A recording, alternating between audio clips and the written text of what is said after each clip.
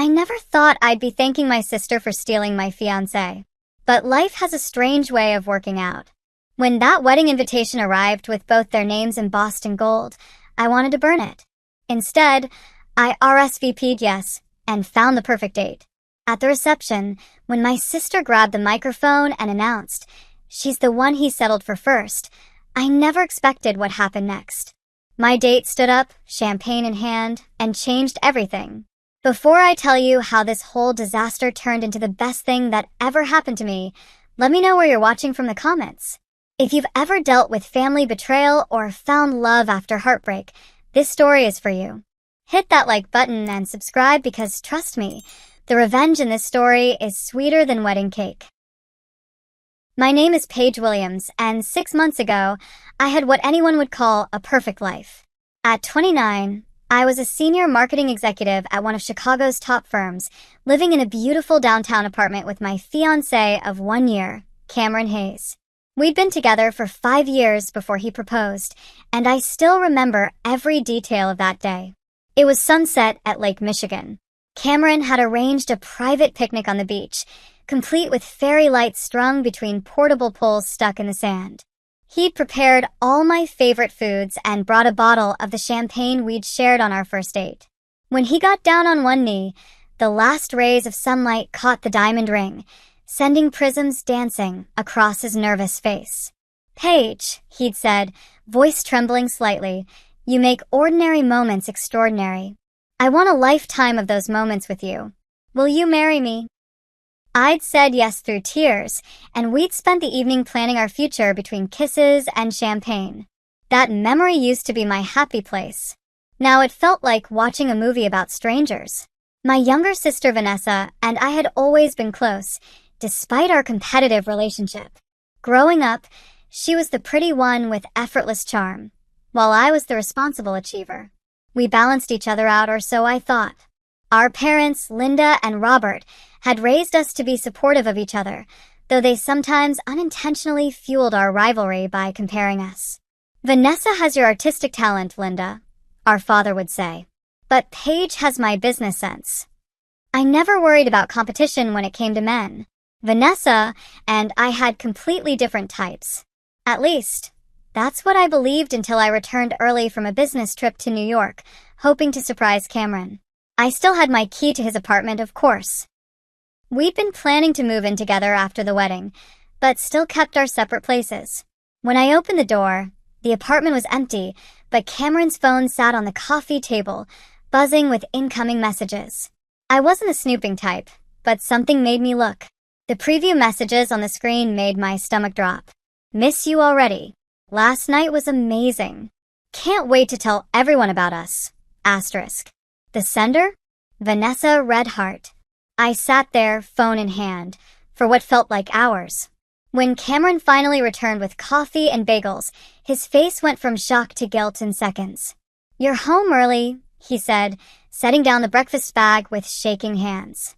"Apparently not early enough," I replied, my voice surprisingly calm despite the earthquake happening inside me. "How long?" "Paige, it's not what you think." "How long?" He collapsed onto the couch across from me, running his hands through his hair. 3 months. "It just happened, Paige. We didn't mean to hurt you." "You didn't mean to hurt me? You're sleeping with my sister." What followed was a blur of accusations, weak excuses, and painful revelations. Cameron claimed he'd run into Vanessa at a bar while I was on a business trip. One drink led to talking, which led to a connection he couldn't explain.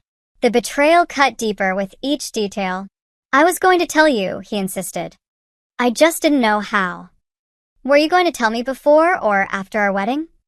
I asked, twisting the engagement ring off my finger and placing it on the table between us. The family fallout was immediate and messy. My mother Linda tried to play mediator, which only made things worse. "These things happen, honey," she said during our first family conversation about the situation. "The heart wants what it wants." My father was furious, refusing to speak to Cameron and barely acknowledging Vanessa. No daughter of mine would do this to her sister. He'd shouted during a particularly tense family dinner where Vanessa had announced they were officially dating. We can't help who we fall in love with, Vanessa had said, reaching for Cameron's hand across the table. I hope someday you'll understand and forgive us, Paige. I stopped attending family gatherings after that. The betrayal was too fresh, the wound too deep. I retreated into work and avoided calls from both my sister and my ex-fiancé. Friends tried to help, but most didn't know what to say. How do you comfort someone whose sister stole their future husband? The engagement ring sat in my dresser drawer, a painful reminder of promises broken. Some days I thought about selling it, other days about throwing it into Lake Michigan where it all began. But mostly, I tried not to think about it at all. The 6 months following the breakup were a slow process of healing and rebuilding. I moved to a new apartment, throwing myself into decorating as therapy. I accepted a promotion at work that required longer hours but provided a welcome distraction. My boss, Jeffrey Parker, had been surprisingly understanding, offering flexibility when I needed it. Heartbreak is the worst performance killer, he'd said. Take the time you need, but know this corner office is waiting when you're ready. I was grateful for the support, but the person who truly saved me during this time was my best friend, Natalie Reynolds. She showed up at my door the day after the breakup with ice cream, wine, and a fierce loyalty that got me through the darkest moments. We're going to burn his clothes, change your hair, and book a trip somewhere with gorgeous men and strong cocktails, she'd announced, already pulling items from my closet that reminded her of Cameron. I didn't burn his clothes, I donated them instead, or book that trip, work was too busy. But I did start seeing Dr. Morgan Bennett, a therapist Natalie had recommended. Our weekly sessions became an anchor in my chaotic emotional state. Betrayal from two people you trust completely creates a unique kind of trauma, Dr. Bennett explained. Give yourself permission to feel everything without judgment. I was trying to date again, accepting occasional setups from well-meaning friends, but trust didn't come easily anymore. I'd find myself analyzing text messages for hidden meanings or questioning innocent comments. One promising connection ended when I accused him of being interested in a waitress who was simply doing her job. I wasn't ready, but I was trying. Then came the invitation. It arrived on a Tuesday morning. A cream-colored envelope with elegant gold lettering addressed to Ms. Paige Williams and guest. The paper was thick and expensive, with a subtle floral pattern embossed around the edges. Inside, the invitation was equally elaborate. Together with their families, Vanessa Williams and Cameron Hayes request the honor of your presence as they unite in marriage. The wedding was just 5 weeks away. 5 weeks. They'd been together for 9 months? And tucked inside was a handwritten note on Vanessa's personalized stationery. Paige, I hope you can be happy for us. It would mean everything to have my sister standing with me on the most important day of my life. Love always, Vanessa *. I called Natalie immediately, barely able to form words through my sobs. They invited me to their wedding, I managed to say when she answered. Who invited you to their wedding? Natalie asked, confusion clear in her voice. Vanessa and Cameron. What? Let me come over. Don't do anything until I get there. Natalie arrived 30 minutes later, took one look at the invitation now crumpled on my counter, and poured us both a generous glass of wine despite it being barely noon. This is either the most tone-deaf thing I've ever seen or a deliberate power move, she said, examining the elegant invitation. Either way, you're not going. But as the day wore on, and in the weeks that followed, the pressure mounted. My mother called daily, her voice increasingly desperate. Please, Paige. This rift in the family is breaking my heart. Your attendance would show such maturity and forgiveness. Even my father, who had been my strongest ally, seemed to be softening his stance. I don't like it any more than you do, he told me during a private lunch. But she's still your sister and my daughter. I have to walk her down the aisle. He squeezed my hand across the table. You don't have to come if it's too painful. I'll support whatever you decide.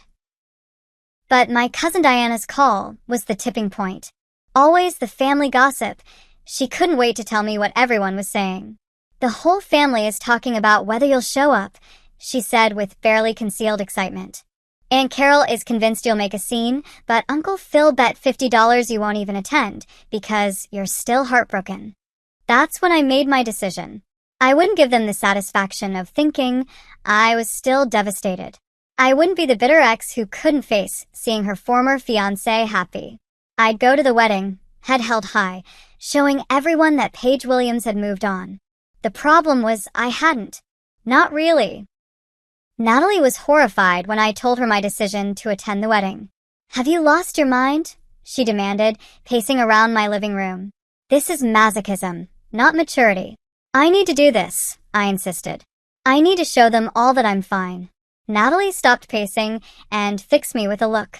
"Then we need to make sure you're better than fine. You need to be absolutely spectacular." What followed was what Natalie called Operation Glow Up. She created a comprehensive plan for the weeks leading up to the wedding, complete with a calendar and progress tracking. "If you're determined to walk into the lion's den, you're going to do it looking like a goddess and accompanied by the hottest man we can find," she declared. First on the agenda was shopping for the perfect dress. We hit every boutique in Chicago's Gold Coast, searching for something that struck the delicate balance between elegant and sexy. We finally found it at a small designer shop. A crimson silk gown with a subtle side slit and an open back. It was sophisticated but undeniably attention-grabbing. "Red is perfect," Natalie said as I twirled in front of the mirror. "It says, 'I'm not in mourning,' and 'look what you're missing' simultaneously." Next came the physical transformation. Natalie booked us for weekly spa treatments, including facials, massages, and the works. I started waking up at 5 a.m. for sessions with a personal trainer Natalie knew. By week 3, I was already seeing definition in my arms and feeling stronger both physically and mentally. A trip to an exclusive salon resulted in subtle highlights and a fresh cut that framed my face perfectly. The stylist, Antonio, tut-tutted over my previously neglected hair. "Breakups are terrible for the follicles, darling," he said as he worked his magic. "But men come and go. Great hair is forever." As I watched my external transformation in the mirror each day, I couldn't help questioning the process. Was I really healing, or just creating an elaborate mask to hide my pain? Was revenge through physical appearance the answer, or was I playing into superficial values? Dr. Bennett helped me process these feelings during our sessions. "There's nothing wrong with wanting to look your best," she assured me. "The problem would be if you believed your worth was determined by his reaction to your appearance. This event is triggering for you. Having some armor is reasonable." The final piece of the plan was finding the perfect date.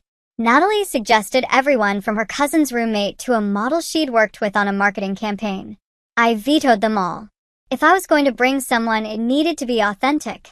I didn't want to hire an escort or beg a friend to pretend. That felt too desperate. And then, 3 weeks before the wedding, I met Maxwell Thompson. It happened at a charity auction for a Chicago Children's Hospital. My company had purchased a table, and as the marketing executive, I was expected to attend. I was making small talk with a client when I literally bumped into him, spilling champagne down the front of his clearly expensive suit. "I'm so sorry," I exclaimed, mortified, grabbing cocktail napkins to dab at the stain. "Don't worry about it," he said with a laugh. "This suit needed to loosen up anyway. It's been stiff all evening." Maxwell Thompson was tall, with dark hair and the kind of smile that reached his eyes. He introduced himself as an architect who had recently returned to Chicago after several years working internationally. "I've been away so long, I feel like a tourist in my own city," he admitted as we continued talking long after the champagne incident was forgotten. There was something immediately comfortable about our conversation. No awkward pauses or forced topics. We discovered mutual connections. He knew my college roommate's brother and shared favorite spots around the city. We both loved the same obscure bookstore in Wicker Park. When the event ended, Maxwell asked for my number. "I'd love to continue this conversation over coffee sometime." Coffee turned into dinner the following evening, which turned into a Saturday spent exploring an architecture exhibition at the Art Institute. By our third date, I felt myself genuinely smiling again, not the forced version I'd been wearing for months. It was during that third date, over dessert at a small Italian restaurant, that I finally told him about the wedding situation. "My sister's marrying my ex-fiancé in 2 weeks. I said, waiting for the awkwardness to descend. Instead, Maxwell looked thoughtful. That must be incredibly difficult. Are you planning to attend? I nodded, explaining my complicated reasons for going. When I finished, Maxwell reached across the table and took my hand. I have a proposition, he said. Take me as your date. I stared at him. We barely know each other. Why would you want to subject yourself to my family drama? First, I'm actually enjoying getting to know you, so this gives me an excuse for another date. Second, I'm excellent at charming parents and making exes jealous. It's a skill I rarely get to use these days. His playful confidence made me laugh, and before I knew it, we were planning our strategy over tiramisu and espresso. Maxwell suggested coordinating our outfits, couples who color coordinate look established, and rehearsing basic details about each other's lives. Your favorite book is Pride and Prejudice. Mine is The Great Gatsby. As our plotting grew more elaborate, I felt a twinge of guilt. Was I using Maxwell? Despite our genuine connection, I was bringing him to this wedding for strategic purposes. When I confessed this concern, Maxwell's response surprised me. Paige, I'm going into this with open eyes. Yes, there's an element of performance to it, but that doesn't mean what's developing between us isn't real. Sometimes the best relationships start under strange circumstances. As the wedding approached, I found myself looking forward to my time with Maxwell more than I was dreading the ceremony itself. Something genuine was forming beneath our strategic alliance, something that made me wonder if Vanessa and Cameron's betrayal might accidentally lead to something wonderful. The wedding weekend arrived with painful swiftness. Vanessa and Cameron had planned a full 3 days of events at a luxury resort outside Chicago, welcome drinks on Friday, the rehearsal dinner Saturday, and a family breakfast Sunday morning before the afternoon ceremony. You don't have to attend everything, Natalie reminded me during our final pep talk. The main event is enough torture. But Maxwell and I decided to go all in. If we're doing this, let's commit fully, he said. Besides, the more comfortable we appear together beforehand, the more convincing our relationship will seem at the wedding. Friday evening's welcome drinks were at the resort's rooftop bar. Maxwell and I arrived fashionably late, giving me time to take deep breaths in the elevator and remember Dr. Bennett's advice. Focus on your breathing when anxiety rises. 5 counts in, 7 counts out. The moment we stepped onto the rooftop, I spotted them. Vanessa in a white cocktail dress, laughing at something Cameron was saying to a group of guests. They looked like the perfect couple from a distance. It wasn't until Maxwell squeezed my hand that I realized I'd been digging my nails into his palm. You've got this, he whispered. Let's get a drink first.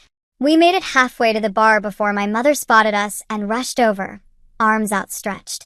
Paige, you came, Linda exclaimed, embracing me with unusual enthusiasm.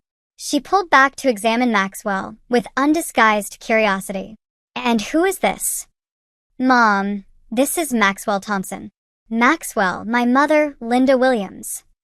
It's a pleasure to meet you, Mrs. Williams, Maxwell said, turning on the charm I'd come to recognize during our time together.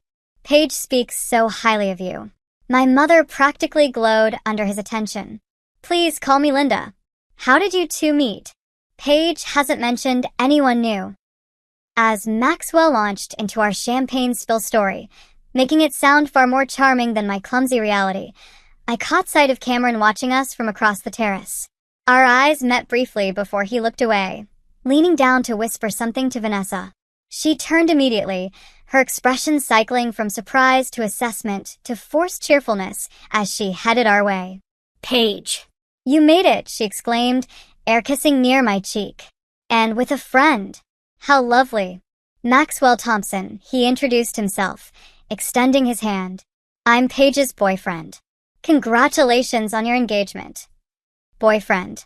We hadn't discussed using that label, but it felt right in the moment. Vanessa's smile tightened almost imperceptibly. Thank you, she said, her eyes darting between us. Cameron, come meet Paige's boyfriend. Cameron approached slowly, his usual confidence notably diminished. Good to see you, Paige, he said awkwardly. It means a lot that you came. Wouldn't miss it. I replied with a sweetness that made my mother raise her eyebrows. Maxwell extended his hand. Maxwell Thompson. I've heard so much about you. The men shook hands, Cameron visibly assessing Maxwell as they did. I could practically see the comparison happening behind his eyes, and from his expression, Maxwell was coming out ahead. The rest of the evening was a careful dance of polite conversation and strategic positioning. Maxwell charmed everyone he met, from my elderly great-aunt Mildred to Cameron's college roommates.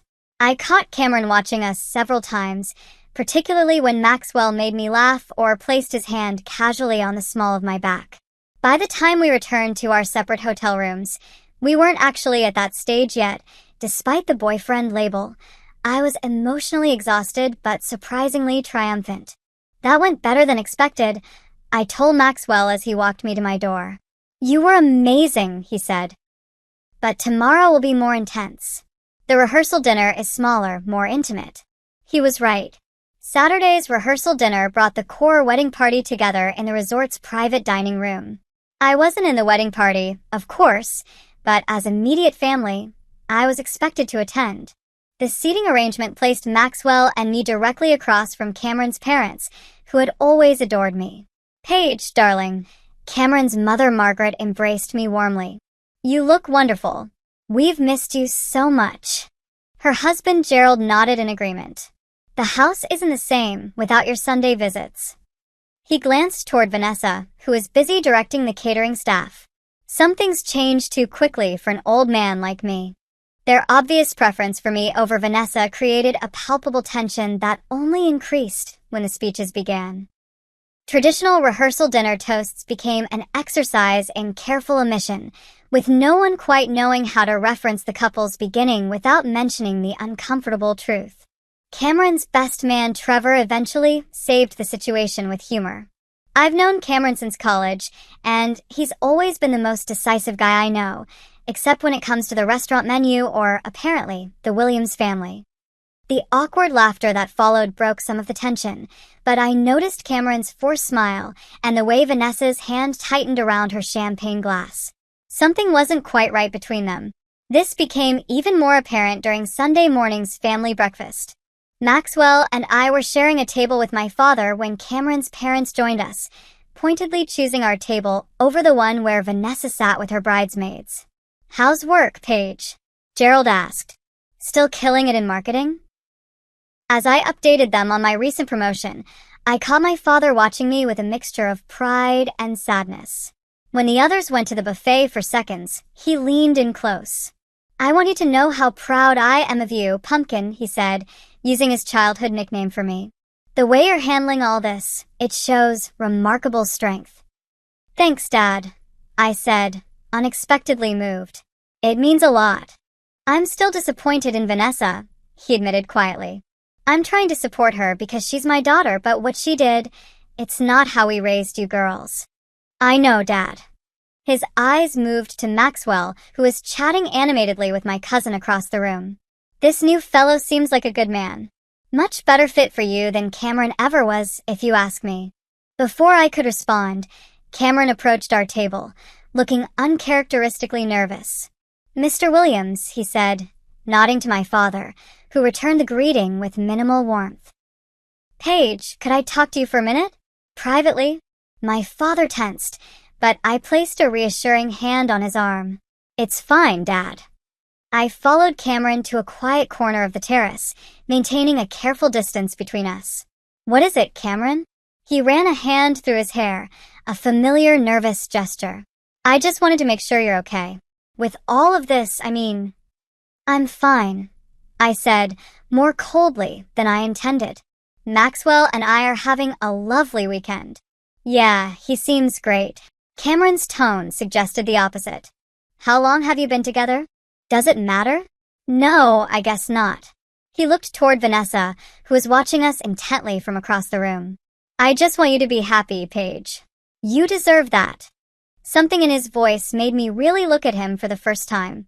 The man I'd planned to marry looked exhausted, with dark circles under his eyes and a tension in his shoulders I recognized from our most stressful times together. Are you happy, Cameron? I found myself asking. The question clearly caught him off guard. Of course, he said too quickly. Why wouldn't I be? It's my wedding day. Before I could respond, Vanessa appeared at his side, slipping her arm through his with a too tight grip. What are you two talking about so seriously? She asked with forced lightness. Just catching up, Cameron said. I should get ready. Big day. As he walked away, Vanessa lingered, her smile fading once he was out of earshot. He's mine now, she said quietly. Whatever you said to him just now won't change that. I was taken aback by the hostility in her voice. I don't want him back, Vanessa. Sure you don't, she scoffed, eyeing Maxwell across the room. Your new boyfriend is quite the upgrade. Convenient timing. This isn't a competition, I said, though we both knew that in Vanessa's mind, everything had always been exactly that. She laughed without humor. It's always been a competition, Paige. You just never noticed because you were always winning. Well, not anymore. As she walked away, I felt a wave of sadness replace the anger I'd been nursing for months. What had happened to us? We used to build blanket forts together and defend each other from playground bullies. Now we were exchanging veiled hostilities at her wedding to my ex-fiancé. That night, unable to sleep, I texted Maxwell. I'm not sure I can go through with this tomorrow. He responded immediately. Asterisk wanna talk. I'm still awake. Asterisk. 20 minutes later, we were sitting in the empty hotel bar, nursing nightcaps and my doubts. I thought this would be satisfying, I confessed. Showing up looking great, with you on my arm, making them jealous. But it just feels sad. Maxwell considered this, swirling the whiskey in his glass. Can I tell you something? Something I haven't shared before. I nodded, curious at his serious tone. 3 years ago, I was engaged too, he said. Her name was Rebecca. 2 months before our wedding, I found out she'd been seeing her coworker for almost a year. Maxwell, I'm so sorry. He shrugged, but I could see the old pain in his eyes. I declined the wedding invitation. We both laughed at that, breaking the tension. The point is, he continued, I understand betrayal. And I understand wanting to show them you're better off. But at some point, you have to decide if you're there for them or for yourself. What do you mean? Are you attending this wedding to prove something to them, or to prove something to yourself? I considered his question carefully. Maybe both? At first it was about showing them I wasn't destroyed. But now, I think I need to be there for me. To close this chapter properly. Maxwell reached across the table and took my hand. Then that's why we'll go. Not for revenge, but for closure. When he walked me back to my room this time, our goodnight took the form of a kiss that had nothing to do with wedding strategies and everything to do with the genuine connection that had been building between us. For the record, Maxwell said as he pulled away, I'd be here even if there was no wedding. I'm in this for you, Paige Williams. As I fell asleep that night, I realized my motivation had shifted. Tomorrow wasn't about getting back at Vanessa and Cameron. It was about saying goodbye to what had been and embracing whatever came next. The morning of the wedding dawned with picture-perfect weather, as if the universe were blessing the union I'd spent months resenting. Natalie arrived at my hotel room early, armed with makeup supplies and moral support. Final chance to back out, she said, laying out her professional-grade cosmetics on the bathroom counter. We could be on a plane to anywhere by noon. I'm staying, I said with more confidence than I'd felt the entire weekend. But thank you for the escape option. Natalie studied my face. Something's different. You seem lighter. I had a good talk with Maxwell last night about closure and moving forward. Uh-huh, she said, a knowing smile playing on her lips as she began working on my makeup. Just a good talk, HM? Well, maybe a good talk and a good kiss, I admitted, feeling a blush rise to my cheeks. I knew it, Natalie squealed. I could tell from the moment I met him at the dress fitting that this was more than a revenge date. He couldn't take his eyes off you. As Natalie worked her magic, transforming my appearance with expert contouring and subtle highlights, I found myself genuinely excited about the day ahead, not because of the wedding, but because of who would be by my side. When Maxwell knocked on my door 2 hours later, his reaction made all the primping worth it. He actually took a step back, his eyes widening as he took in the full effect of the red dress, professional makeup, and elegant updo Natalie had created. "You are absolutely stunning," he said, his voice hushed with genuine awe. He looked pretty impressive himself in a perfectly tailored charcoal suit with a red pocket square that matched my dress exactly. The coordinated look was subtle but effective, marking us clearly as a couple. "Ready for this?" he asked, offering his arm. "As I'll ever be." The ceremony was being held in the resort's garden, with white chairs arranged in neat rows facing an elaborate floral arch. Maxwell and I were escorted to seats in the third row on the bride's side, much more prominent than I'd expected. I could feel eyes on us as we took our places, whispers following in our wake. The garden filled quickly with guests in spring finery. Cameron's groomsmen took their places, followed by Cameron himself, looking handsome but tense in his tuxedo. The string quartet began playing, signaling the start of the procession. Bridesmaids in pale pink floated down the aisle one by one. Then the music changed to the traditional wedding march, and everyone stood, turning to watch Vanessa appear on our father's arm. I had to admit, she looked beautiful in her fitted lace gown, her blonde hair swept up in an elaborate style adorned with tiny flowers. Our father's expression was a complicated mixture of pride and something else I couldn't quite name as he walked her slowly toward Cameron. The ceremony itself was brief, but traditional. I noticed Cameron stumble slightly over his vows, while Vanessa delivered hers with practiced perfection, her voice carrying clearly across the garden. When the minister asked if anyone objected to the union, I felt Maxwell's hand tighten around mine, and several guests glanced nervously in my direction. But the moment passed without incident, and soon they were pronounced husband and wife. "You okay?"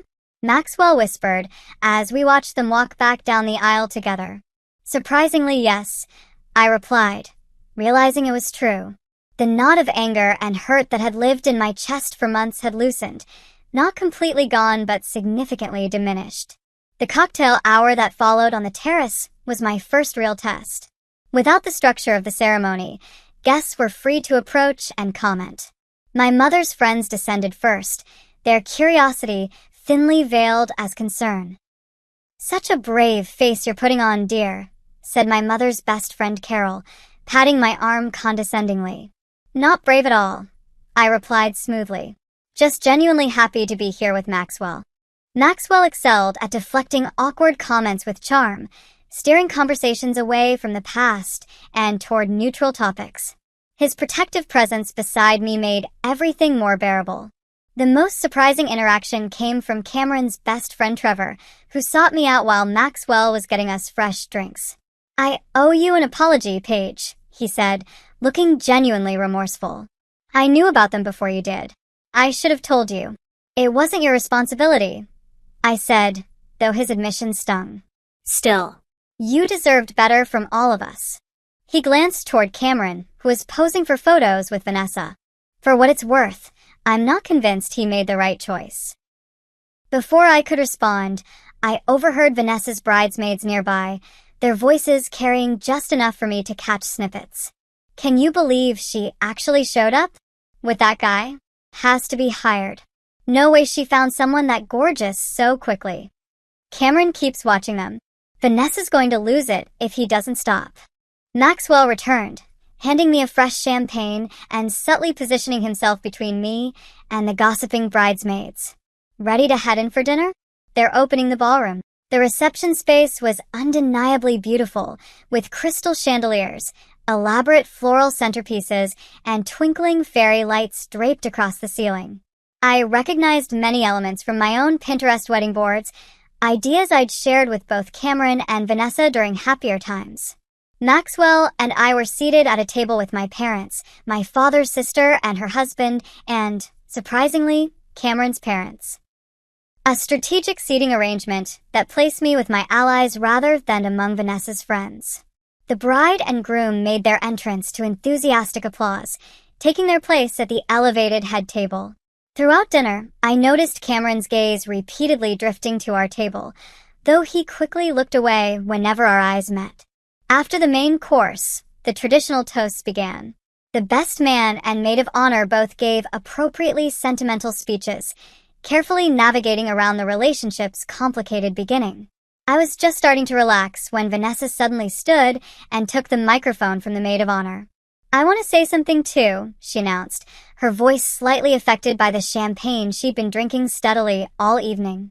"Everyone here knows how much I love Cameron." An expectant hush fell over the room. This wasn't on the program. "What some of you might not know is the journey that brought us here," Vanessa continued, her gaze finding me in the crowd. "Sometimes the path to true love isn't straightforward. Sometimes you have to go through obstacles to find your perfect match." My stomach tightened as her meaning became clear. Maxwell's hand found mine under the table. "Cameron and I were meant to be together," she said, raising her glass. "Sometimes it takes a man a while to realize who he really belongs with. She might be the one he settled for first, but I'm the one he chose forever." Uncomfortable laughter rippled through the room as guests who knew the situation exchanged glances. Others, unaware of the background, simply looked confused. My mother gasped softly beside me, while my father's face darkened with anger. Before I could process what was happening, Maxwell was on his feet, champagne glass in hand. The room fell silent as he straightened his tie and cleared his throat. "May I?" he asked, directing his question to Cameron rather than Vanessa. After a moment of hesitation, Cameron nodded, looking both curious and apprehensive. "For those I haven't had the pleasure of meeting yet, I'm Maxwell Thompson, Paige's date this evening," he began, his voice warm and confident. "First, I'd like to congratulate the bride and groom. Marriage is a profound commitment, one that requires courage and faith." He paused, his smile never faltering.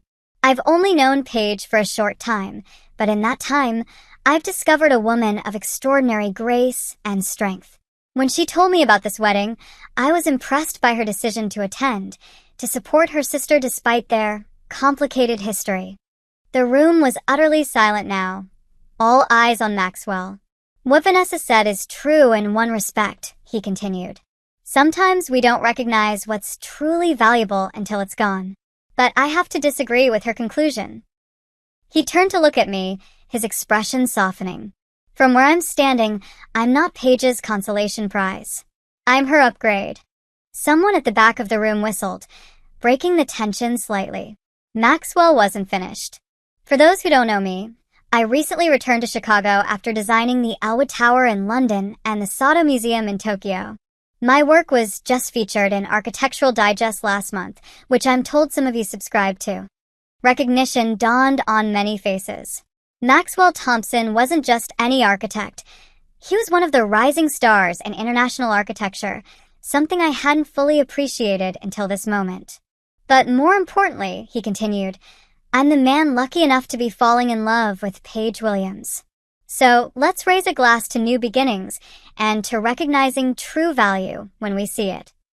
The room erupted in applause as Maxwell sat down, many guests now looking at me with new interest and respect. Cameron appeared stunned, while Vanessa's face had flushed an angry red. "Was that too much?" Maxwell whispered to me as the band started playing, drawing attention away from our table. "It was perfect," I replied, feeling genuinely moved by his words. "Did you mean it?" "About falling in love." His eyes met mine, serious despite his smile. "Every word."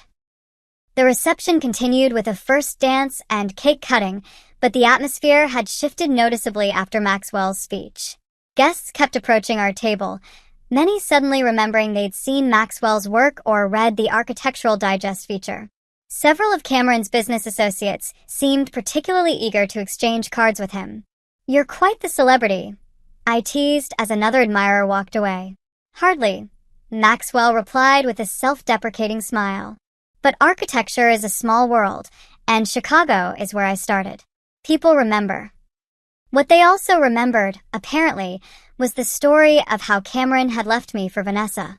With Maxwell's speech highlighting my grace in attending, the narrative was shifting. I overheard revised versions of the story circulating, with increasing sympathy toward me and raised eyebrows toward the newlyweds. Cameron seemed to notice the shift too. His earlier confidence had evaporated, replaced by a distracted demeanor that had him checking his phone and scanning the room rather than focusing on his bride. Vanessa, meanwhile, was working overtime to appear blissfully happy, her smile becoming more fixed with each passing hour. "I need to use the restroom," I told Maxwell during a brief lull in the music. "I'll be right back." The ladies' room was blissfully empty when I entered, giving me a moment of quiet to process the evening's events. I was touching up my lipstick when the door burst open and Vanessa stormed in, her wedding gown gathered in her fists to allow faster movement. "What the hell was that?" she demanded, letting the door swing shut behind her. "What was what?" I asked, deliberately calm as I recapped my lipstick. "Your boyfriend's little speech. Making Cameron look like he downgraded and turning my wedding into your public rehabilitation." I turned to face her fully. "Maxwell was defending me after you publicly insulted me at your own wedding reception. What did you expect?" "I expected you to sit there and take it like you always do," she snapped, her composure cracking. "You always have to be the perfect one, don't you? Perfect Paige, who everyone loves, who never makes mistakes, who makes me look bad just by existing." The raw pain in her voice caught me off guard. "Is that really how you see me? How could I not? Dad's favorite, mom's pride, straight-A student, successful career. Everything always comes so easily to you." "Easily?" I repeated, incredulous. "Vanessa, nothing in my life has come easily. I work incredibly hard for everything I have. And in case you've forgotten, my fiancé left me for my sister 6 months ago. That wasn't exactly a high point." "You had him for 5 years, she countered. "Do you know what it was like growing up as Paige Williams' little sister? Always in your shadow. Always the afterthought." "Oh, you're Paige's sister? She's so accomplished." I stared at her, truly seeing the depth of her resentment for the first time. Had this always been there, simmering beneath our relationship? "So, you took Cameron to get back at me?" I asked quietly.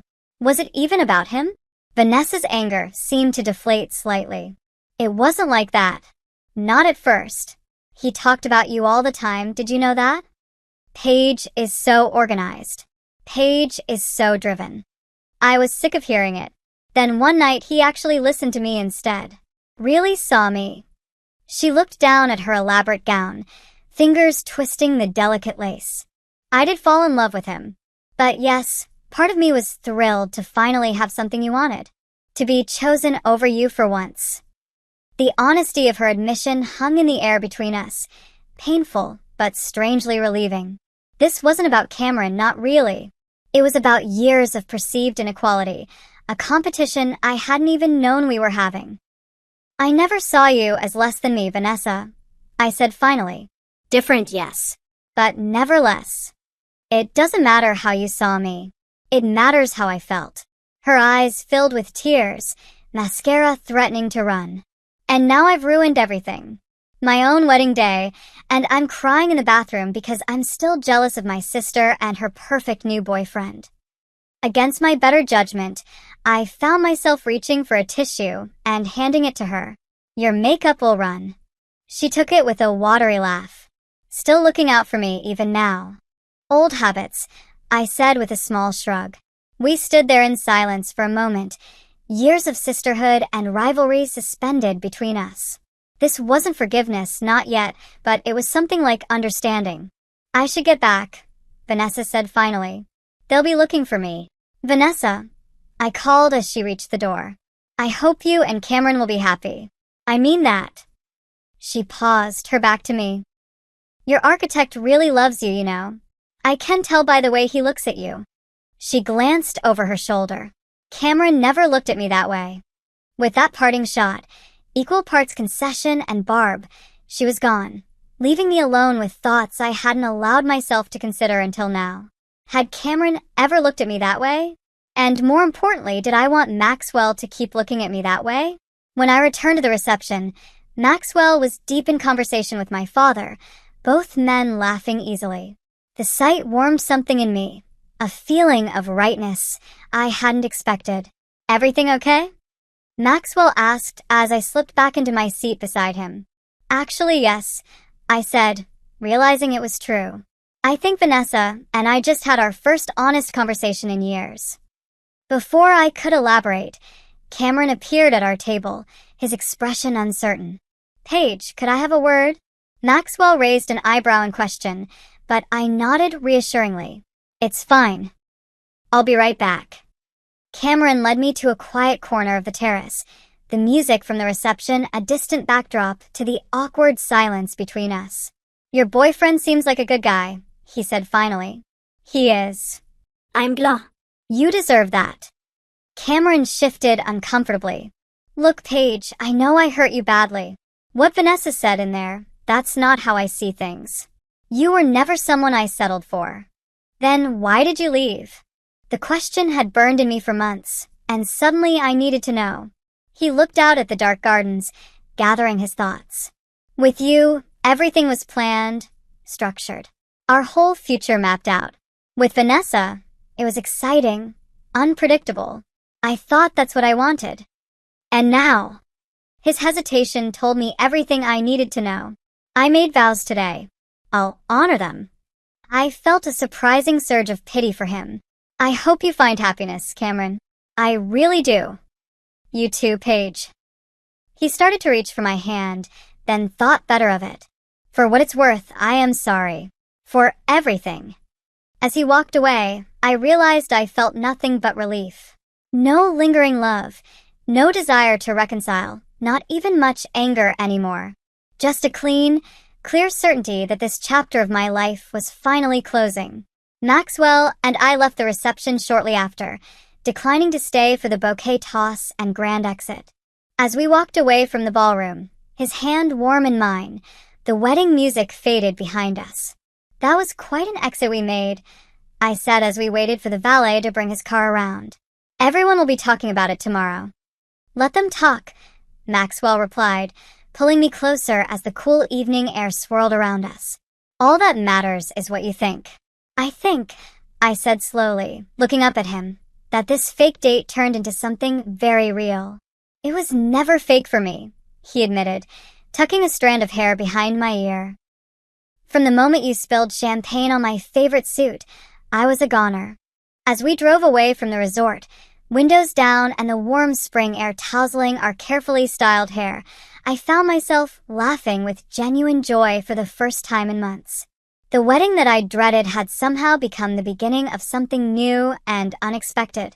My sister's betrayal had led me here, to this moment, with this man who looked at me like I was something precious. Life had a strange way of working out after all. 1 month after the wedding, Maxwell and I were having dinner at his loft in downtown Chicago when my phone buzzed with a text from my mother.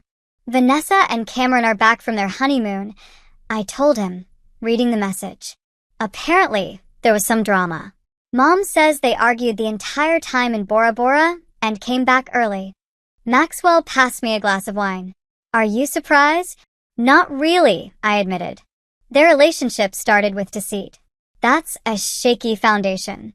Over the past month, I'd received regular updates from my mother about the newlyweds' apparent troubles. According to family gossip, Vanessa had caught Cameron texting his ex-girlfriend during the reception, leading to their first married fight before they even left for their honeymoon. Do you want to talk about it? Maxwell asked, always sensitive to when family news might be triggering. Actually, no, I realized. Their problems aren't mine anymore. And they weren't. In the weeks since the wedding, I'd made a conscious decision to step back from the family drama. I still spoke to my parents regularly, but I declined invitations to events where Vanessa and Cameron would be present, explaining that while I wished them well, I needed time and space. Dr. Bennett had called this setting healthy boundaries. It's not about punishing them, she'd explained during our session the week after the wedding. It's about protecting your own well-being while you continue to heal. My relationship with Maxwell had deepened rapidly in that month. We spent most evenings together, alternating between his loft and my apartment. He'd introduced me to his close friends and taken me to his favorite hidden spots around Chicago. I'd learned that he sang off-key in the shower, preferred sci-fi novels to historical fiction, and could make incredible omelets, but somehow burned toast every single time. Small details that were building something real between us, something honest and strong that had nothing to do with revenge or appearances. "I have something for you," Maxwell said now, pulling a small wrapped package from his pocket. "What's this for?" "It's not my birthday." "Open it and see." Inside was a key attached to a small silver keychain in the shape of an architectural compass. "A key to my place," he explained. "No pressure to use it, but I wanted you to know you're welcome anytime." The gesture touched me deeply. Unlike the whirlwind pace of my relationship with Cameron, which had been driven by societal expectations and timetables, Maxwell and I were building something at our own speed, with intention and care. 2 months later, I finally agreed to attend a family dinner that included Vanessa and Cameron. Maxwell offered to come with me, but I decided to go alone. This was something I needed to handle myself. "Are you sure?" My father asked when I arrived at my parents' house solo. "We would have understood if you brought him." "I'm sure," I said, squeezing his hand. "Maxwell and I are solid. This isn't about him. It's about me being able to be in the same room as them without support." My relationship with my father had grown stronger through all of this. Our weekly lunch dates had become a fixture in my calendar, precious time when we could talk openly about everything from business to philosophy to family dynamics. "I'm proud of you, Pumpkin," he said, using the childhood nickname that had once embarrassed me but now felt like a treasured connection to simpler times. The dinner itself was awkward but civil. Vanessa and Cameron arrived late, tension evident in their body language. They were trying to present a united front, but the strain showed in small ways. Interrupted sentences, sidelong glances, careful distance maintained between them at the table. I found myself watching them with detached curiosity rather than pain. Whatever happened in their marriage was their journey now, not mine. After dinner, Vanessa cornered me in the kitchen as I was helping our mother with dessert.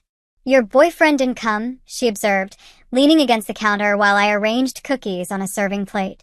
"His name is Maxwell, and no, he didn't."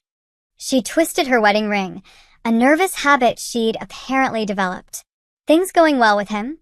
"Very well," I said, deciding to offer an olive branch. "How is Bora Bora?" "Beautiful. Expensive. Hot." She picked up a cookie, then set it back down without eating it. "Cameron got food poisoning the second day. Spent 3 days in the bathroom." I couldn't help the small laugh that escaped. "That's unfortunate. It pretty much set the tone for the trip." She hesitated, then added, "Marriage is harder than I expected." The admission surprised me. Vanessa rarely acknowledged struggles or mistakes. "I'm sorry to hear that," I said, meaning it. Despite everything, she was still my sister. "Are you?" "Sorry, I mean." Her eyes met mine, searching. "After what we did to you, I wouldn't blame you if you were happy we're struggling." "I'm not happy about it," I said carefully. "What you did hurt me deeply, and I'm still working through that. But I don't want either of you to be miserable." She nodded slowly. "That's very mature of you." "I'm working on it," I replied with a small smile. "Setting boundaries while maintaining connections, my therapist calls it." "Maybe I should see a therapist," she muttered, almost to herself. "It helps," I offered. "I could give you Dr. Bennett's number if you want." Vanessa looked startled, then thoughtful. "Maybe. I'll think about it." It wasn't forgiveness exactly, but it was a beginning. A small step toward a new kind of relationship, one based on honesty rather than competition. 3 months later, at my parents' anniversary party, Maxwell surprised me by getting down on one knee in their backyard, surrounded by twinkling lights and the people who had known me longest. "Paige Williams," he said, looking up at me with those warm eyes that had first captured my attention. "I know we haven't been together long by conventional standards, but I've never been more certain of anything in my life than I am about us." The ring he offered was nothing like the one Cameron had given me. Where that had been a traditional diamond solitaire, this was unique, a sapphire surrounded by smaller diamonds in a vintage-inspired setting. "I'm not asking you to rush into anything," Maxwell continued. "We can have the longest engagement in history, if that's what you want. I just want the world to know that I choose you, today and every day forward. Will you marry me?" The moment was perfect in its honesty. No grand gestures designed for social media. No elaborate staging. Just a man I had come to love deeply, offering a future together. Yes, I said without hesitation. But I do want a long engagement.